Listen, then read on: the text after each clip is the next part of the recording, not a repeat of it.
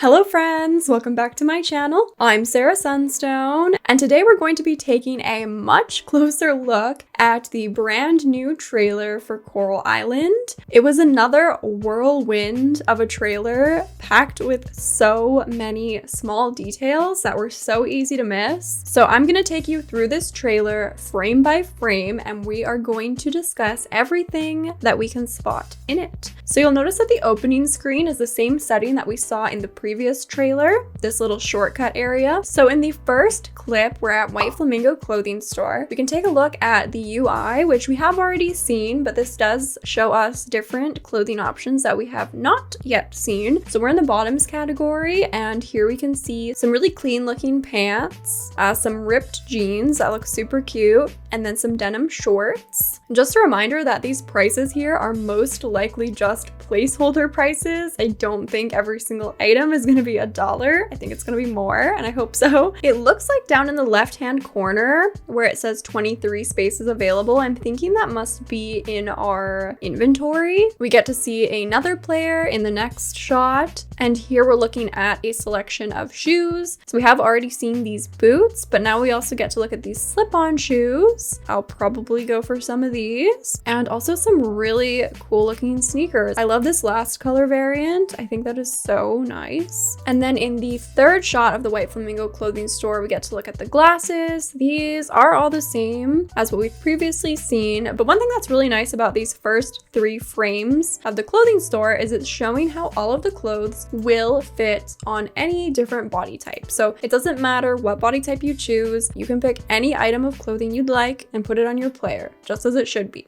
Next, we get to take a look at our player farm. So on the farm here, we have a coop. Behind the coop is a barn. We can actually see both a cow and a chicken on this farm, and the player tending to their crops. So we have a variety of vegetables here, what appears to be carrots, maybe turnips, cauliflower, potatoes, daisies. And then also in the background, we can see the player house, and this does appear to be the earlier build. So before the house gets upgraded, it's that smaller house. I also just really love this water feature over on the right. I love that that's part of our farmland. I think it's so beautiful. I imagine we can fill up our watering can here, but I also wonder if we could fish here. I wonder if we'd be able to catch fish here. If so, that's like a really nice and convenient spot to go fishing. Then in the next frame, we get to take a look at our farm after it's been upgraded a bit. So we still have the coop in the barn, but over on the left here, it looks like this may be a stable for our horse. I'm not entirely sure, but it does look kind of open. Plus, we do have the horse over here on our farm, so that would add up. I love how this player has added all these hedges to their farm and the fencing. One interesting thing that I noticed is that you can actually place these hedges on top of pathing. So that's going to be really nice for design. That's going to make a huge difference. I also love how the paths actually touch one another. Like you can see here. It may seem like a small thing, but if you have any experience with Animal Crossing, I don't need to say any more. We can see some beautiful flowers here. I think these may be radishes, some cucumbers, some lettuce, and then these could be like soybeans of some sort. I think this is a rambutan fruit tree. One of my favorite things about this shot is we actually get to take a look at some of the processing machines that you can use on your farm. So we have the bee houses here that will create honey for you. It looks like we have something like a cheese press or cheese maker down here. Over on the left, this is the kelp extractor that we've seen in a previous shot of the farm exterior. But this one in the middle, we can see, but it's kind of harder to tell what it could be compared with like the cheese press where there's an obvious brick of cheese ready to be collected. There's some flowers on the top of it and like a little glass looking bottle. So I'm wondering if this is a way to process like flowers into some sort of essence or perfume or essential oil. In the background, you can also see that the player house has been upgraded. As you can see that the left side of it has expanded. So this is likely the house that does have the kitchen on the interior. We can also see that the roof is is blue. So it looks like maybe this is just the new mailbox. I still don't know. I wonder if we can customize this at all. I really liked when the yellow mailbox was matching the yellow roof of the house and the blue with the blue. I liked that. So that would be nice if that was something we could customize, but I'm not sure. I mean, maybe this player just decided to mix and match. Over on the left, we can take a peek at that teleportation totem. It's still there. It's looking a little bit more detailed though, if I'm not mistaken. Like, it looks like there's more greenery surrounding the base of it. It looks really nice. And then over on the right here, this is actually what I believe to be where our pet house will ultimately be. So for those of you who do not know, we will be able to have a pet house on our property for our pet. That has been confirmed in the developer diaries. And on the map of Starlet Town and Coral Island, you can actually see a little like bone icon on our farm property pointing at a little house. So I'm pretty sure that's this structure. I'm pretty sure this is the pet house, or is going to be turned into the pet house. It looks like it might actually be a project that you'll have to work on. Now, this next clip is clearly some sort of festival. It seems to be some sort of lantern festival between the sus chicken lantern, the lanterns in the trees, and the unlit lanterns that all of the NPCs are holding. However, the lantern festival is the mooncake festival on Coral Island, and I don't see a single mooncake in this shot. So I'm thinking if this is the mooncake festival, this must just be one area of it. Now, it almost looks like some sort of night market going on here with all these crops being displayed and the harvest baskets. Now, this would also fit with the mooncake festival because it is often celebrated by gathering harvests in advance in preparation for this festival and coming together with family and friends to celebrate in the mid-autumn. And it does look like this festival is being held in the autumn based off of the red leaves on the trees we can see here. There is also some sort of bowl next to the crop displays. Now, this could be some sort of award, or it could be like an offering bowl because this festival does also involve offerings. And so now let's go over all the NPCs who we can spot in this clip. So down here we have Pablo and Noah, followed by Millie right here. Then in this little circle, there's Kenny, Kira, Jack, and Bree. We have Frank, Walter, and Connor.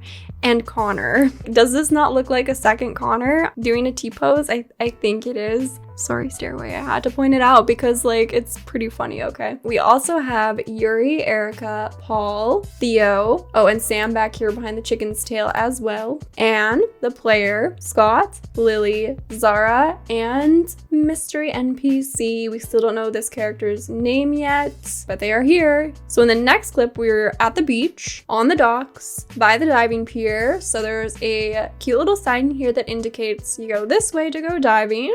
There's some patio furniture up here. The color scheme matches perfectly with what we believe to be the Coral Inn. So chances are the Coral Inn is just over here. We have another teleportation totem up here, which is great for diving. These appear to be those 3 boats that we saw in the last trailer. So by that logic, that means the beach shack is just back here. There's 2 sweet little turtles in the water, as well as a crab actually under the water. And our player is actually taking a seat next to Alice, which is so cute and so sweet. And Alice is like emoting this little exclamation point, and she's saying you should stay for a bit and chat with me. Like, how can you say no to that face? I certainly could not. Now, oh my gosh, in the next clip, we can see the player and Alice sharing a hug.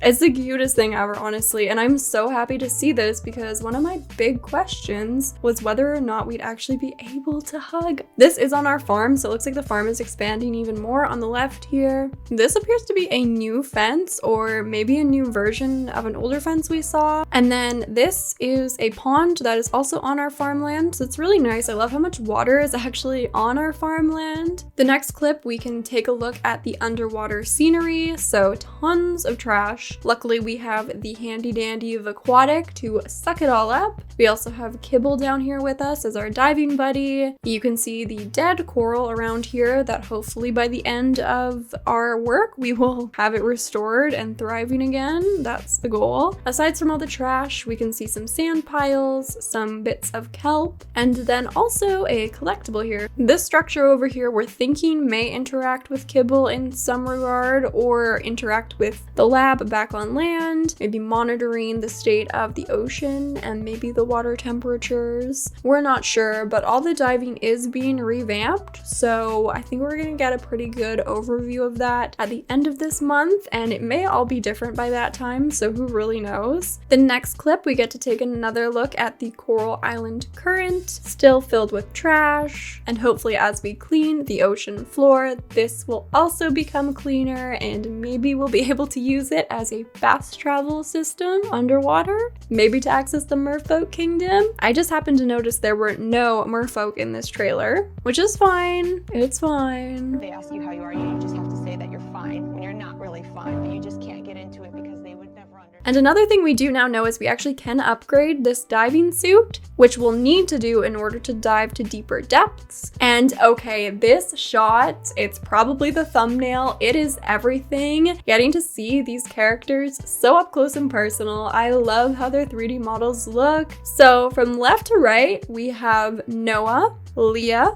Mayor Connor, of course, Taco, Erica, Eva, mystery NPC.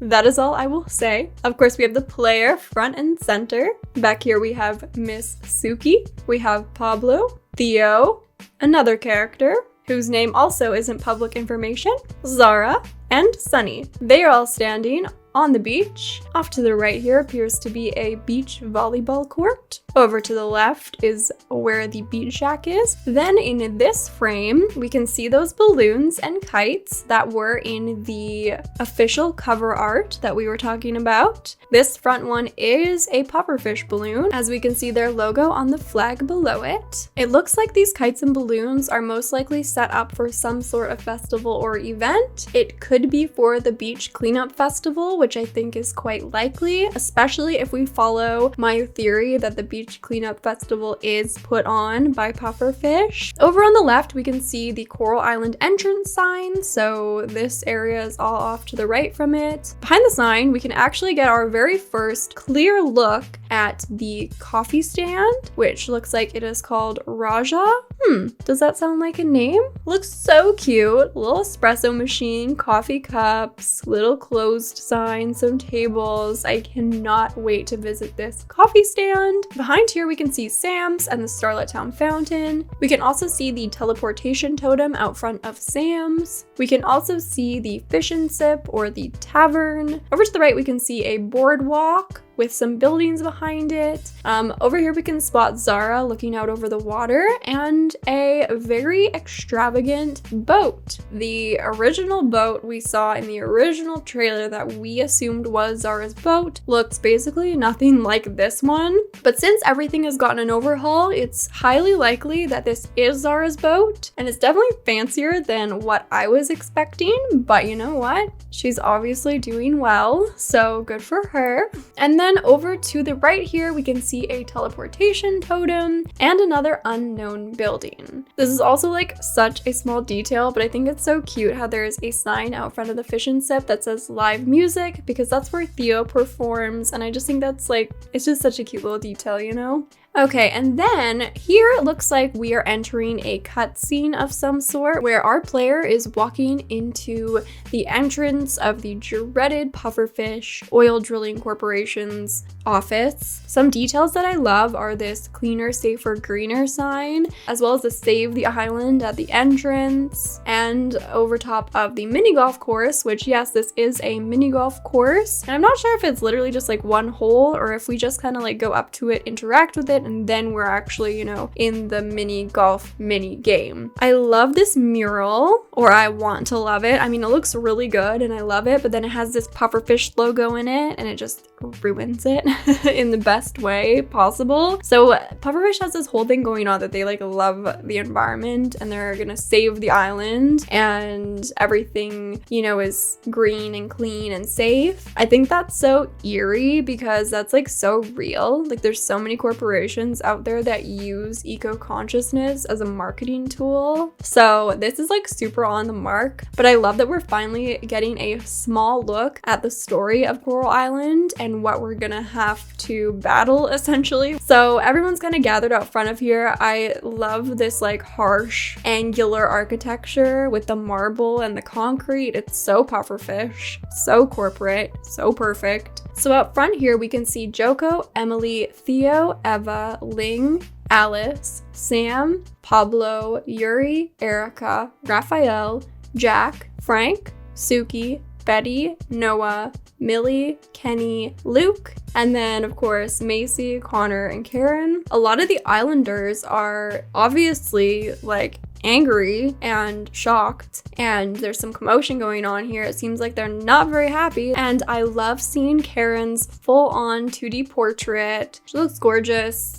But we hate her, okay? It doesn't matter how beautiful she is. But Karen says Pufferfish isn't here to do anything destructive. Look into those eyes and tell me if you believe her. Also love this take on their Pufferfish logo, where the logo like is a fish. When that ominous, eerie music kicks in, I literally get chills, like actually sent down my spine. It is so good. I love that they're showing off the dark side of Coral Island and really setting the tone. It is so captivating and makes me like really want to get into the story of this game. But then we pan out and we get this big grand overview of the ocean, and there's like this heart-shaped sandbar, which chef's kiss. Beautiful, great date spot. But if we want to have a beautiful date or maybe a wedding, I don't know, on this beautiful sandbar, then we need to figure out how to prevent this seeping black goo from overtaking all these crystal clear, beautiful waters. And this poor turtle, oh my gosh, poor guy, hang in there, we're coming for you, don't worry. So this says big, giant, catastrophic oil spill to me, but that is just my take on it. So we really need to stop pufferfish because that is no good. That's terrible. Bad, bad, bad. And then of course, I mean, we have an entire breakdown of this beautiful cover art. Some of the mysteries we were talking about hidden within the cover art are slowly being revealed. And perhaps one of the most exciting things, if you did happen to miss it, because I certainly did the first time I watched it, was that this trailer actually came packaged with a beautiful release date for early access, which is on October 11th of this year. That is a Tuesday. Definitely mark your calendars. If you have a PC, you will be able to play this. This early access version of the game will be available to everyone. So that was my breakdown of the newest trailer from Coral Island. Let me know what your thoughts were on a lot of the unknowns we discussed today. Let me know if there's anything that you spotted that I missed. I am so excited for this game and I'm so excited for all the hype around it. I will be sure to keep the videos coming. As always, I look forward to hearing from you in the comments below. And with all that being said, thank you so much for watching. I love you all. And until next time, take care.